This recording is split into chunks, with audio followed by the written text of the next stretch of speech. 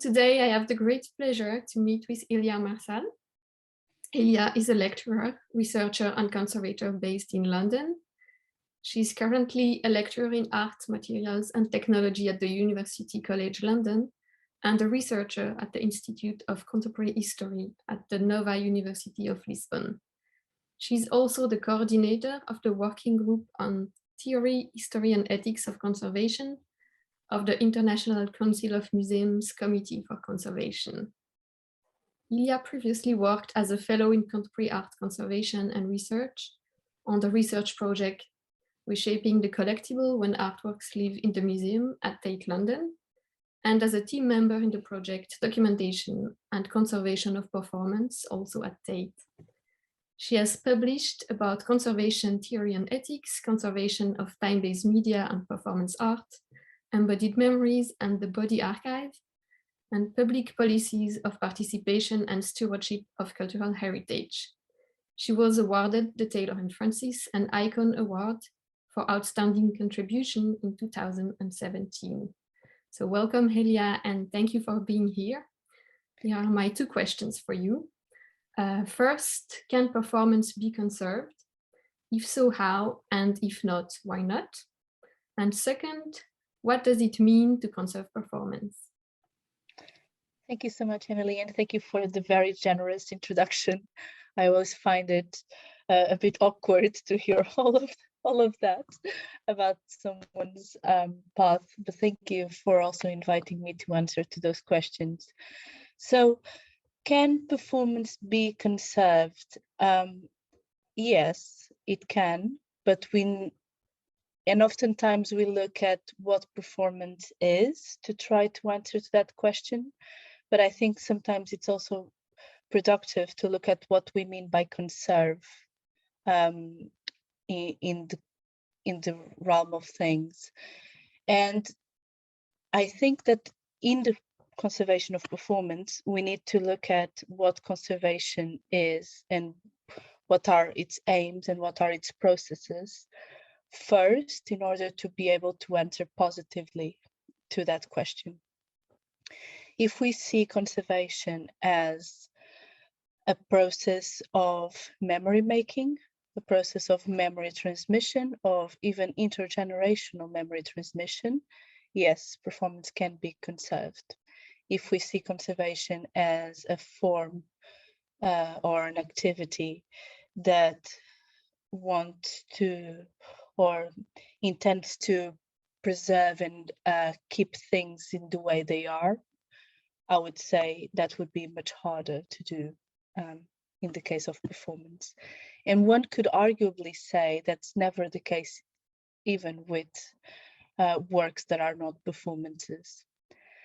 As for the second part of the question, how, as I mentioned first, I think we need to first critically undertake a process of rethinking what are the conservation aims.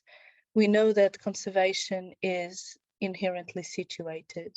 So we also need to look at what are the structures in which we are navigating ourselves and in which these artworks exist. So for example, it's very different if you conserve a performance that is part of a museum collection or a private collection, or if you preserve performances that are not part of collections or are still part of the artist's estate or belong to the artist, not only in terms of moral rights and intellectual rights, but also as an object, if we want to call it like that.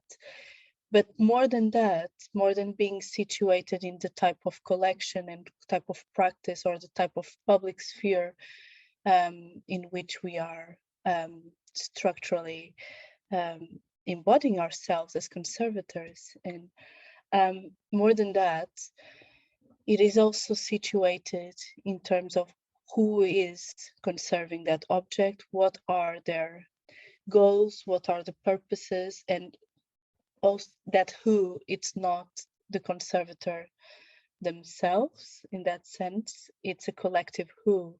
So I think performance raises a lot of questions that are fundamental in all forms of conservation across all all media that we can conserve, which are questions about participation, deliberation, decision-making, and also what is the object that we are conserving, and finally, what we understand to be conservation, what are the goals of a conservation process, and all of those are linked.